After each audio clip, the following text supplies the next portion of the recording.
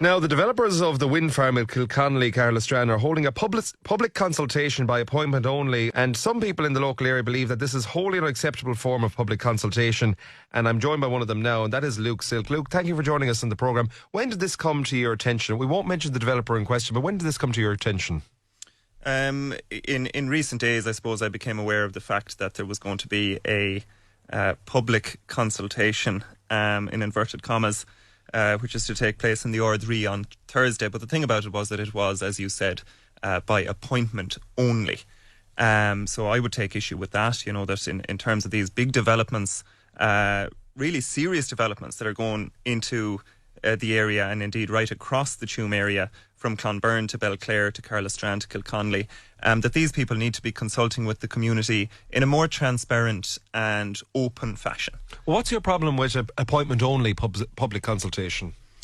Well, I suppose, to say it bluntly, I don't trust these companies.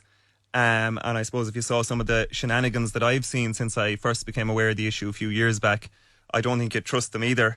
Like if they're bringing a local landowner into a room, perhaps an elderly person, I don't want that person to be conned or tricked in any way whatsoever. And I think the more people in the room asking the right questions offers a kind of a safety net against the risk of manipulation or anything untoward like that. And I suppose I'm aware of cases in my area, again, nothing to do with this particular company. It's a different company. And the stuff that I'm hearing on the ground is that we'll say when a landowner is entering into a contract or considering it, that the developers are saying things like, I understand if you want to look over it with a solicitor, and I know a good solicitor in such a town, I can put you in touch with them. So sort of the developers pointing towards a solicitor of their choice that the landowner can consult for supposedly impartial advice and things like that. That causes some concern for me, and I am concerned about the fact that it's a kind of a closed door public consultation. Okay, so what are your concerns with this particular public consultation and I suppose the development there in the Kilconnelly-Carlistran area? Well, I think it's the sheer size of these turbines. So just to give you an idea of the scale, in terms of this particular one, the Shancloon, again I stress there are multiple wind farms planned for the northeast Galway area. But this wind farm would be 1,703 acres in size. There'd be 11 turbines and they'd be 180 metres high. So they're going to be taller than the highest turbine in England, and obviously taller than any currently existing wind turbine in this country. So they're really unprecedented. They're taller than the Spire. They're nearly double the size of the Statue of Liberty, nearly double the height of Big Ben in London.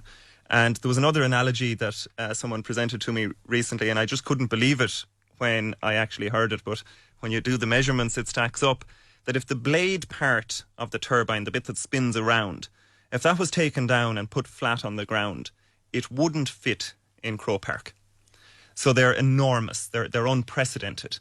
And there's 11 of them going into Shancloon if this company gets their way. And as I say, the wind farm will be 1,703 acres in size. So it's absolutely a huge development. Will there not be benefits to the local community, whether that be community benefit funds or even just that bringing down electricity prices? Well, this is what they say, and this is what all wind turbine companies say. But I suppose from the locals' perspective, the negatives would outweigh the positives in terms of getting planning for houses and stuff like that. The value of, we'll say, sites. If you're a farmer that owns a site near the turbines, there is an attitude that nobody wants to live next to a turbine. So the value of your site and the value of your property will go down. And in some cases, again, not talking specifically about this company, but in some cases, the company maintain a lot of control over the land that the landowner owns where the turbine is. So in terms of even building a small shed and stuff like that, for decades into the future, under some of these companies, you would have to consult the company before you construct a small galvanised shed, Have you had any correspondence with this particular company who are looking to have this public consultation by appointment only, and will they have an open public consultation instead of this form?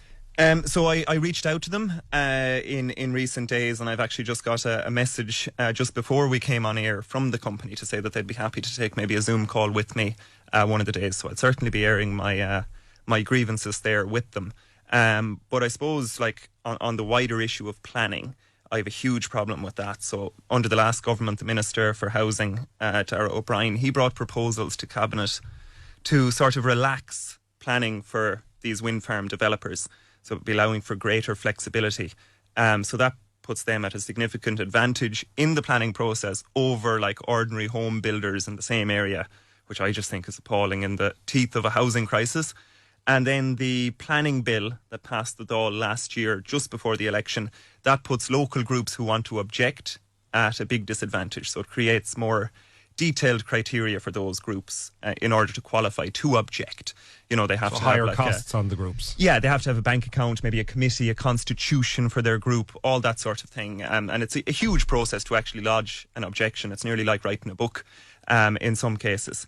So this public consultation on Thursday is part of the pre-planning process. And the other thing as well is that the current planning laws, and I take huge issue with this, the current planning laws allow for these developers to bypass Galway County Council and go straight to An Bord Pleanála, which I was shocked when I learned it. I didn't believe it when I first heard it, nor did the councillors in our area. But it's a huge problem. It's undemocratic. That's because they're SID, strategic infrastructure developments. That's the reason. Yeah. But it is a huge problem, and my party Aontú have introduced a bill seeking to reverse that, to ensure that they have to go to the county council. Again, when you know, as someone involved in politics, I'm constantly working on housing cases and the red tape and the lengths to which someone has to go to try and build a house through the planning process, and then to see this crowd that just get kind of so many different advantages along the way in the system. So that'll be one of the issues. I know there are old guidelines in place there, and there's been calls for that legislation to be updated, but I know from speaking to representatives of wind energy companies, they actually are abiding by new draft legislation guidelines, a lot of them. Yeah, so when you go into the website of this particular company in question, you can see that they have a copy of the guidelines there, and they're not the new draft ones, they're the old ones from 2006. So they're woefully out of date. So like back in 2006, turbines would have been much smaller than they are today, and the setback distances in those guidelines would be outdated because they'd be kind of aimed at smaller turbines. And the current guidelines as well focus on the length of the rotor blade part of the turbine, and they put a setback distance proportional to the blades.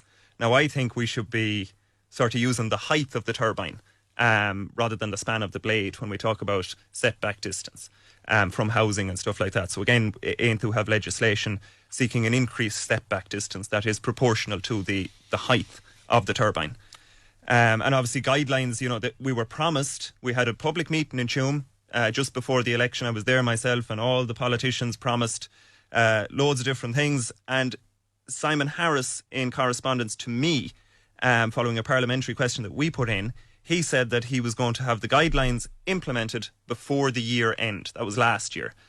Still no clarity on when they're going to be implemented. And I think, you know, for the moment, we need to have those updated guidelines. But the reason we put forward a bill is because I think, you know, guidelines can kind of be broken without ramifications. I think we need to have it tied into legislation, the setback distance. What's the feeling among locals on the ground there in terms of this proposed development in the Kilconnelly-Carlistran area? To be honest, I think you'd really struggle to find someone that supports the development. I spoke in Kilconnelly Community Centre there, I'd say over a year ago, maybe 2 years ago, and it was packed out, like, and all of that. So I think there's locals are up in arms. All right, Luke Silke, thank you for joining us on Galway Talks, and do let us know if you get an update back from the company in question. If they want to come on to Galway Talks and give their side, they're more than welcome to, and if a representative of any of the wind representative bodies want to come on, they're more than welcome to do that as well. But thank you for joining us on Galway Talks.